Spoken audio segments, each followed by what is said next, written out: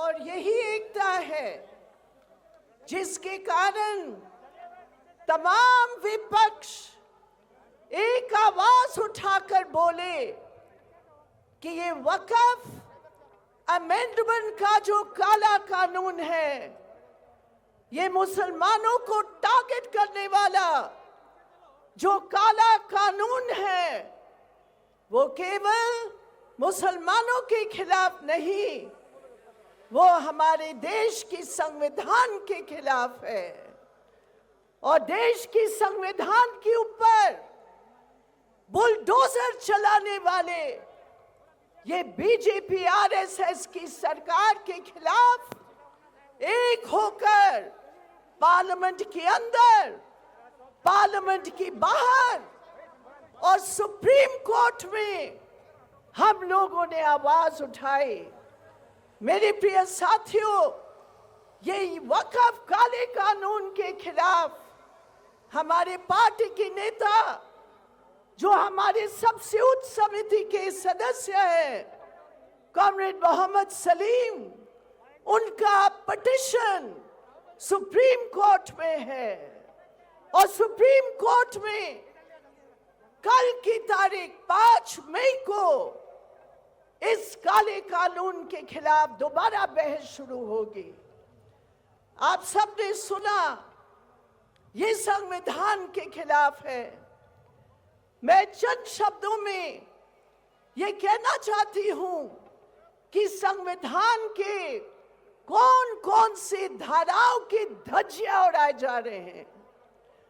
हमारे संविधान का धारा 26 है।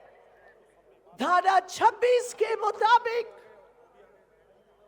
हर धर्म का ये अधिकार है कि अपने धार्मिक संस्थानों की बचाव कैसे चलाए जाएंगे, कैसे चैरिटेबल काम किया जाएगा, वो सब उसी कौम के साथी, उनकी जिम्मेदारी है और किसी के नहीं। इसलिए जितने मंदिर हैं हमारे देश में, जितने गुरुद्वारे हैं हमारे देश में, जितने चर्च है हमारे देश में, जितने जैन के मंदिर है हमारे देश में, वो सारे के सारे उसी कौम के आधार पर चलाया जा रहा है। लेकिन आज ये कैसा है और ये क्यों है कि मुसलमानों को टारगेट करके वक्फ, जो इस्लाम का आंतरिक हिस्सा है, उसके ऊपर हमला हो रहा है।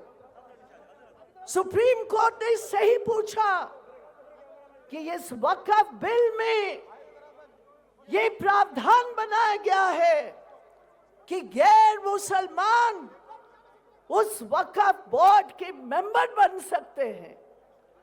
गैर मुसलमान उस वक्फ बोर्ड का कैसा वो इस्तेमाल किया जाएगा वो तय कर सकते हैं। ये और कोई धर्म के संस्थान में ये नहीं है। सुप्रीम कोर्ट ने पूछा, बताओ, मिसाल दो, कौन सा हमारे देश के मंदिर है जहां गैर हिंदू उस बोर्ड को चला सकता है। सरकार के पास कोई जवाब नहीं, जवाब हो ही नहीं सकता है, क्योंकि आर्टिकल 26 का ये पूरा हमला है उसके ऊपर। एक और बात इसमें आती है, और वो बात ये है जो सबसे खतरनाक है, वक्फ बाय यूजर। सरकार कहती है डॉक्यूमेंट दिखाओ, उसके बाद हम तय करेंगे ये वक्फ की संपत्ति है या नहीं है। मेरे प्रिय साथियों, ये सरकार जानबूझकर ये कर रही है, क्योंकि जो जमीन है उस जमीन को वो हड़पना चाहती है।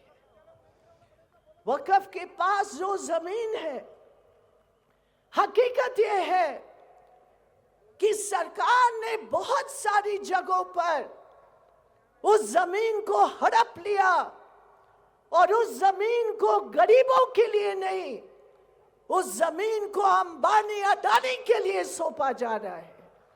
बंबई के अंदर कौन नहीं जानता है, एक बहुत बड़ा विवाद है कि आज बंबई की सेंटर में अंबानी का वो महल जो बना है वो वक्फ की जमीन पर है। उसका कोर्ट केस चल रहा है उसके बारे में। तो मैं ये कहना चाहती हूं, ये लैंड ग्रैब है, जो जमीन है वक्फ की उसको सरकार ले लेना चाहती है। और वक्फ बाय यूजर का मतलब क्या है? सुप्रीम कोर्ट ने खुद ये सवाल पूछा कि क्या 3000 साल पुरानी जो वक्फ है, क्या उसको तुम कह रहे हो उसका डॉक्यूमेंट दिखाओ? वो डॉक्यूमेंट का सवाल नहीं है, वो केवल उस वक्फ बाय यूजर का मतलब क्या है। ये अगर कानून वापस नहीं लिया गया तो केवल मुसलमानों का नहीं मेरे प्रिय साथियों, इस देश के जो गरीब है, जो आदिवासी है, जिसके पास कोई डॉक्यूमेंट नहीं है, जिसके पास सदियों पुरानी उस जमीन के वो मालिक है लेकिन डॉक्यूमेंट नहीं है, अगर ये वक्फ बाय यूजर पारित हो जाता है, इस देश का कोई भी गरीब बच नहीं सकता है, उसकी जमीन बच नहीं सकती है। ये जरूरी है। और इसलिए हमने कहा कि ये जो कानून है, ये कानून आर्टिकल 26 के खिलाफ है, ये कानून आर्टिकल 25 के खिलाफ है। ये सरकार कहना चाहती है वो तय करेंगे कौन मुसलमान है, वो तय करेंगे कौन वक्फ कर दे सकता है। ये कौन है? ये लोग कहते 5 साल जो नमाजी है वही वक्फ कर सकता है। 2013 के कानून में ये स्पष्ट लिखा था कि जो भी वक्फ के लिए अपनी संपत्ति देना चाहता है उसका पूरा अधिकार है, वो मुसलमान हो या कोई और हो, कोई भी वक्फ के लिए अपनी संपत्ति दे सकता है। ये है धर्मनिरपेक्षता। लेकिन उसको समाप्त करने के लिए ये सरकार समाप्त कर रही है। उन्होंने महिलाओं का नाम लिया, अरे हम तो महिलाओं को बोर्ड में बनाएंगे। अरे झूठ बोलने वालों की कोई लज्जा नहीं है। 2013 के कानून में कम से कम 2 महिलाएं होना चाहिए वक्फ बोर्ड में, वो तय हो गया। लेकिन आज इस कानून में लिखा है केवल 2 महिलाएं होने चाहिए।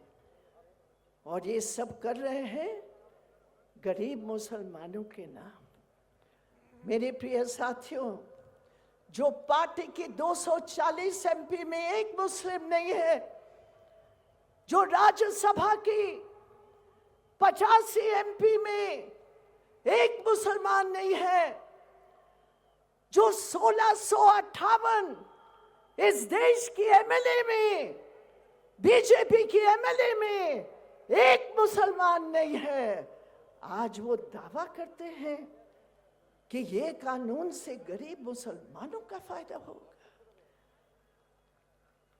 तुम मुसलमानों को अपनी टिकट नहीं दे सकते हो।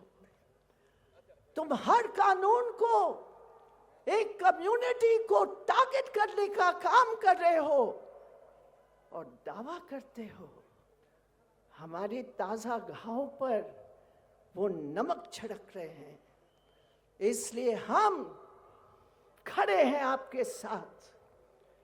हम खड़े हैं पार्लियामेंट के अंदर, सड़कों पर, सुप्रीम कोर्ट में एक ही आवाज को लेकर कि आज मुसलमान के नाम हो रहा है, कल ईसाइयों के नाम पर होगा, जैनियों के नाम पर होगा, सिखों के नाम पर होगा, आदिवासियों की जमीन हड़प लेंगे।